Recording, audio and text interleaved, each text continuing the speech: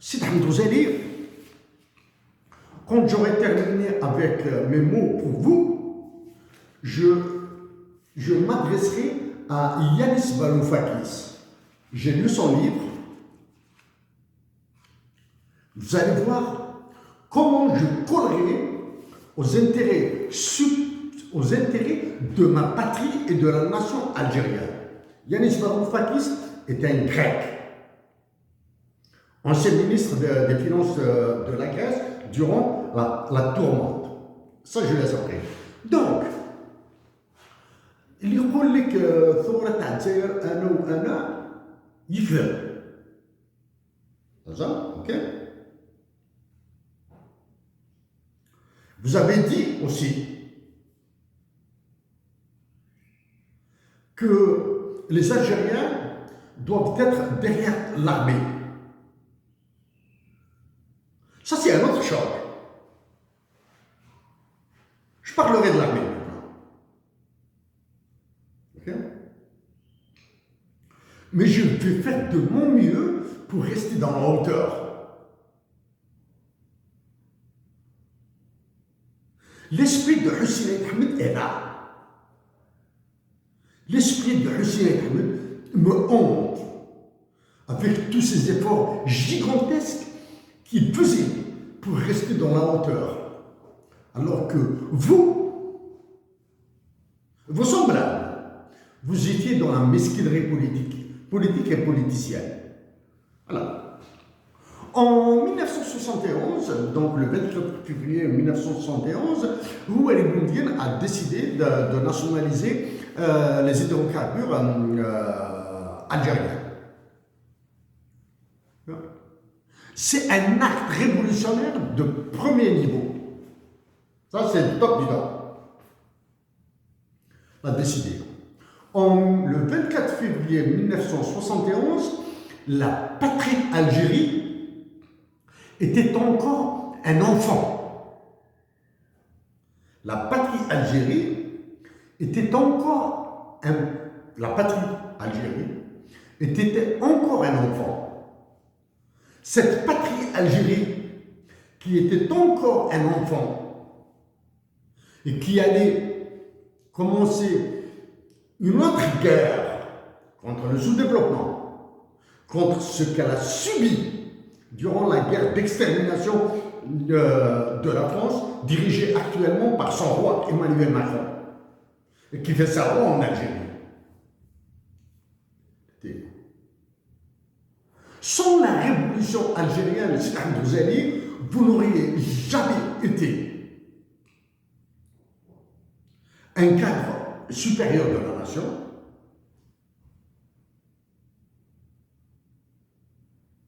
vous n'auriez jamais dirigé son attaque, vous n'auriez jamais été ministre des Affaires étrangères, vous n'auriez jamais été ministre de l'énergie, vous n'auriez jamais été Premier ministre.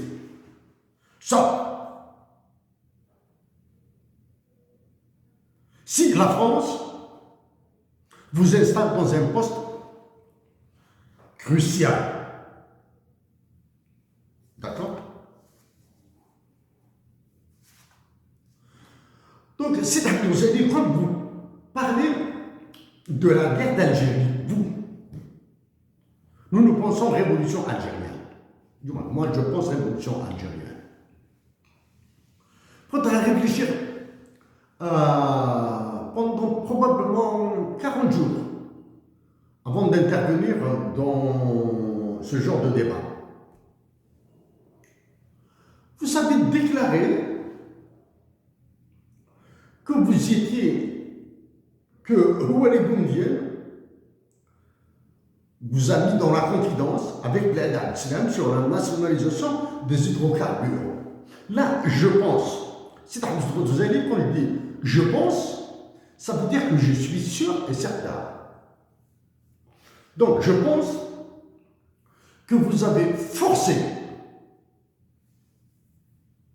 et même trop forcé, sur cette affirmation. Avec tous les dangers que court que risquait l'Algérie avec une telle décision, Ouali Boumediene a certainement des hommes et des femmes à qui il allait se confier avant vous et avant Blaise Abdel.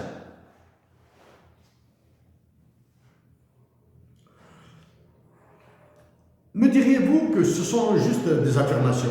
Oui, je vous donne maintenant un argument. Le génie algérien, le génie de la révolution algérienne, le génie de la guerre de libération nationale a permis à des hommes et des femmes de doter l'Algérie d'une banque centrale à partir de 1963, a doté l'Algérie d'une monnaie régalienne en 1963, même si le décret de création de la Banque centrale et du dinar algérien est de janvier 64. D'accord?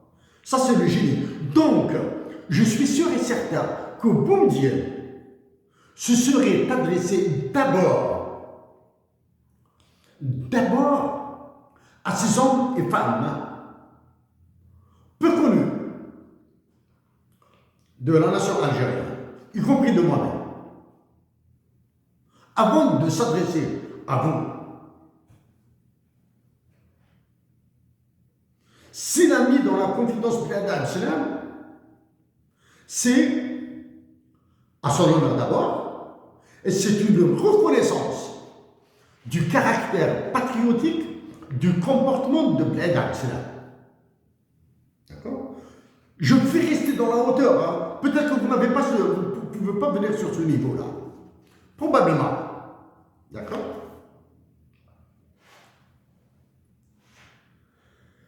C'est un Dozali. Depuis que vous aviez été mis dans le secteur de l'énergie et dans les circuits politiques de l'Algérie, combien de contrats de Sonatrach ont été bidonnés, ont été criminels? À la minute où je vous parle, combien de responsables du secteur de l'énergie sont en prison et combien de responsables du secteur de l'énergie risquent d'y aller en prison? D'accord? Parlons de prison là. Suis-je heureux que des hommes et des femmes soient détenus? Pas du tout. Mais c'est un fait. Aussi, dans vos mots de ces 3 minutes, vous avez dit il faut que la nation algérienne soit derrière l'armée. Et il faut la justice, et vous avez freiné sur la justice. Okay? L'un des spécialistes de l'information énergétique et de l'information économique en Algérie, c'est Hassan El-Fadel. Il est en prison.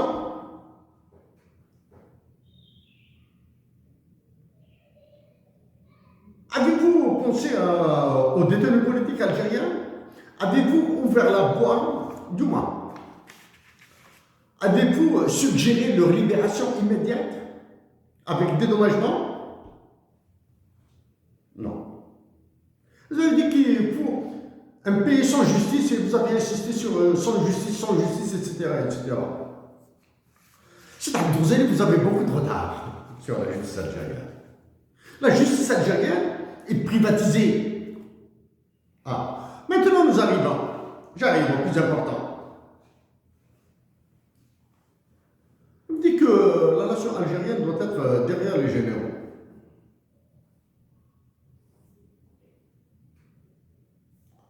Êtes-vous sérieux? La patrie Algérie a été libérée par des civils. D'accord? Si vous êtes d'accord avec moi sur ça, vous pouvez continuer à m'écouter. Sinon, allez-y, prendre une bière, un whisky ou j'ignore. L'Algérie a été libérée par des civils, par des femmes qui se sont fait violer, par des enfants qui ont été asphyxiés, par la nation algérienne victime d'un crime en dépossession à ce jour, qui court à ce jour. Sans la révolution algérienne, sans la guerre de libération nationale, vous seriez peut-être tapis quelque part, en France, aux États-Unis, peut-être, universitaire, probablement.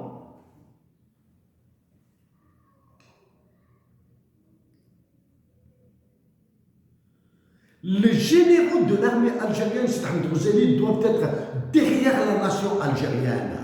Ce sont eux qui doivent être derrière la nation algérienne. La nation algérienne décidera de ce qu'elle veut et l'armée algérienne exécutera ce que la nation algérienne veut. Si les moyens d'action et de réaction de la nation algérienne nécessitent la réaction de l'armée, nécessitent une réaction militaire. D'accord? C'est Hamid Ghazali, ça fait depuis que j'ai commencé à faire ce genre d'intervention qui me dégoûte. Parce que l'Algérie va aller vers des problèmes beaucoup plus complexes. Elle est dans des problèmes beaucoup plus complexes. Elle est dans une guerre hybride. Cette guerre hybride ira crescendo.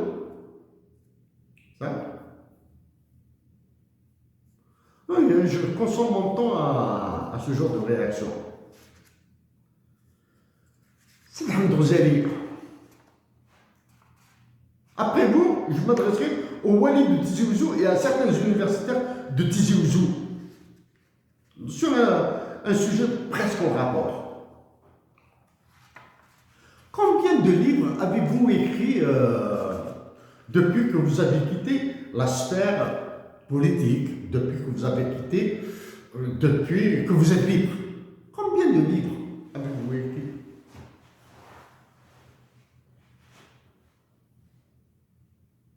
À ma connaissance, zéro. Ok? Hamid Ghazali, vous avez été Premier ministre en 92. Vous avez fait partie de ceux qui ont accueilli Mohamed Boudiaf, l'aéroport d'Alger.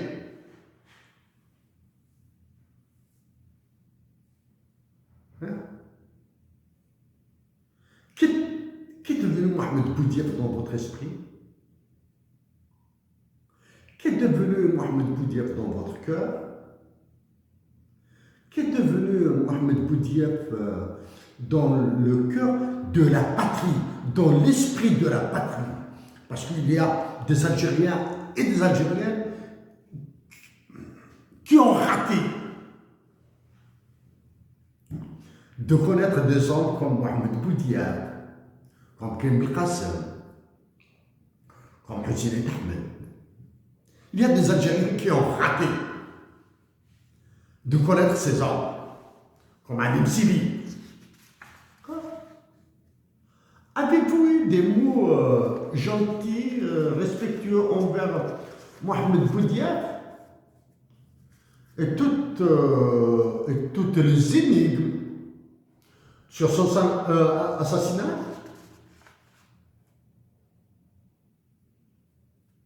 Vous avez eu patte blanche les années 90 parce que vous étiez appuyé par des généraux.